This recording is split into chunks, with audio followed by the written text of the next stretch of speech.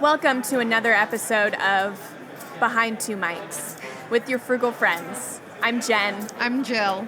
And our Frugality 101 episode is our most popular episode. Ugh. Yes. Mm-hmm. It is our first episode, which is sad that so many of you got us at our worst. But now that we're much more articulate, we thought, let's make a video about it. Yes.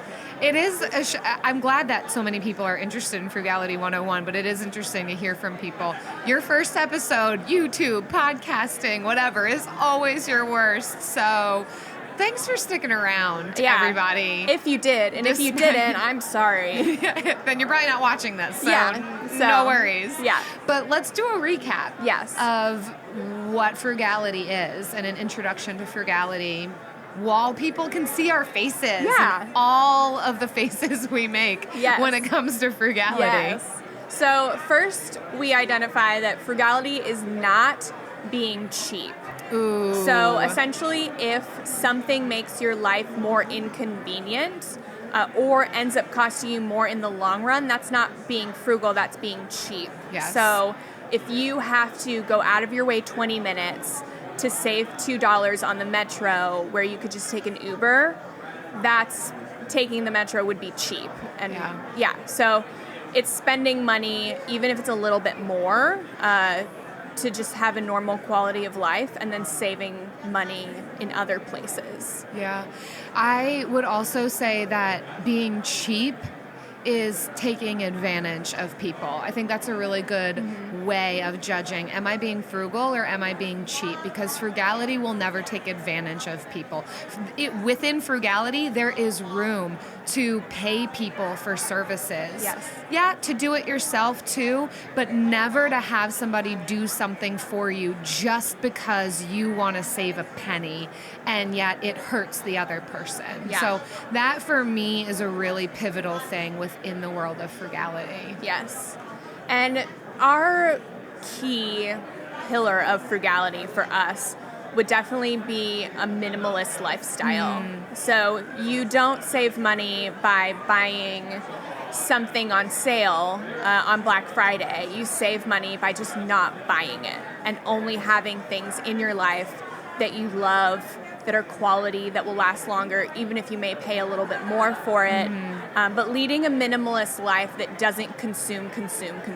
Yeah. Frugality, you will not hoard. I think that there are some pieces where it could cross over into that, and I think that's where you and I really talk about not doing that. I think it's where part of the reason why we don't coupon is because that can lead to hoarding, which ultimately for me is not being frugal, not being minimalist. But I think the intersection between minimalism and frugality, they never contradict each other. There are some pieces where frugality can intersect with certain concepts. Sometimes they contradict, sometimes they don't, but I've realized that frugality and minimalism really never do. Yeah. So that's been a really fantastic thing for us to talk about on the show and go into even more depth about what that looks like. Yeah. We also believe that frugality is environmentally friendly. So we love buying secondhand, reusing things, buying quality so that you buy something less often so you can use it longer. And all these things you think about being frugal, but they're also really, really good for the environment and they're sustainable. Yeah, recycling, planting a garden, reusing things, DIYing things. These are all ways that, again, frugality intersects with environmentally friendly, eco-friendly, taking care of, really being good stewards of everything that we own, making sure that we are using it to its fullest potential and buying things that will last. Yeah, and it environmentally friendly spending intersects with minimalism. Like the first reduce, reuse, recycle, the first word is reduce. So reduce the amount of things you're consuming. Reuse the things that you already have, and then as a last resort, recycle things that you can no longer. And then lastly, we believe that frugality is essentially values-based spending. So it's not buying nothing. though that can be really helpful at times to find out what you value. But it's spending on things that you love and cherish and that you value. Right. Yeah. I think that's the biggest trap that we can have within frugality is thinking I need to spend as little as possible on everything. Mm-hmm. And so we hear this idea of don't just stop buying coffees every morning at your local coffee shop. And maybe that's the case for you, but if that's something that's really important, it's something that's valuable to you, something that brings you joy, maybe cut spending on cable, cut cable altogether so that you can go get that specialty coffee that you enjoy. It doesn't mean that it needs to look like how it looks for everybody else, that you need to save in the same way that everybody else saves. There's so much freedom in frugality. Yes. If I can add a fifth tenet to what this is, it really creates a lot of freedom. Yeah.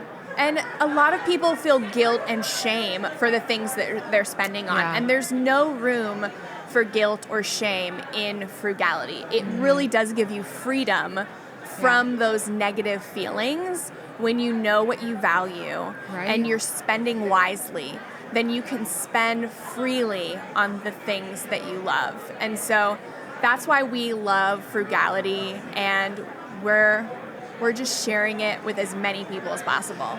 Boom, mic drop, behind two mics, Yes. dropping them. Probably not. I don't know how much these things cost. Probably, They're not mine. But check us out on our Frugal Friends community Facebook group. Tell us what your favorite tenet about frugality is, which one you feel you connect with most, why you like frugality. We'd love to hang out with you there. Yes, and subscribe to the Frugal Friends podcast. We have new episodes every Friday about different ways to save money, spend less, live a more minimalist and environmentally friendly life. And we'll see you there. See you there. Frugal Friends Friday, alliteration. Yes, that is behind two mics. Good All right, we did it.